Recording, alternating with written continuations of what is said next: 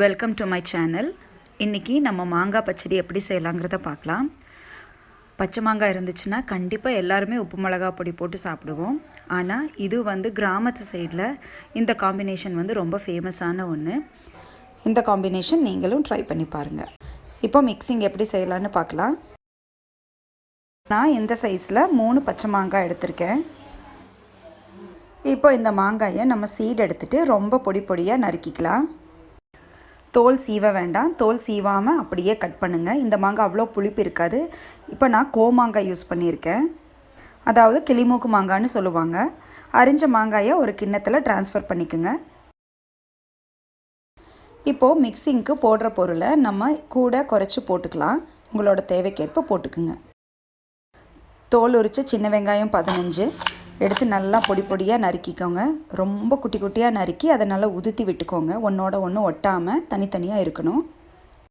இப்போது கட் பண்ணின வெங்காயத்தை நம்ம ஏற்கனவே நறுக்கி வச்சுருக்க மாங்காய் கூட பச்சையாக சேர்த்துக்கோங்க.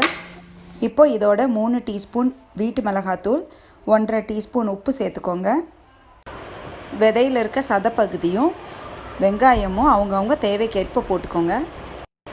இப்போது கரும்பு சர்க்கரை 2 டீஸ்பூன் ஆட் பண்ணிக்கலாம். 2 டேபிள் ஸ்பூன் துருவன தேங்காய் ஆட் பண்ணிக்கலாம். 1.5 டேபிள் ஸ்பூன் செக்கில் ஆட்டின சுத்தமான தேங்காய் எண்ணெய் எடுத்துக்கோங்க. இப்போ நல்லா கலக்கி விட்டுட்டு எந்த பொருள் பத்தலையோ அதை கூட குறைச்சி ஆட் பண்ணிக்கோங்க. பிஞ்சு வெள்ளரிக்காய் இருந்தால் மட்டும் ஒரு அரை பீஸ் ஆட் பண்ணிக்கோங்க, பொடியாக நறுக்கி. நாங்கள் எப்போவுமே மாங்காய் கலக்கும்போது கையில் குலுக்கி விட்டு தான் கலக்குவோம். நீங்கள் வேணுன்னா ஸ்பூன் யூஸ் பண்ணிக்கோங்க. நம்ம மாங்காய் பச்சடி சூப்பராக ரெடி ஆகிடுச்சு. இப்போ நம்ம சர்வ் பண்ணிக்கலாம்.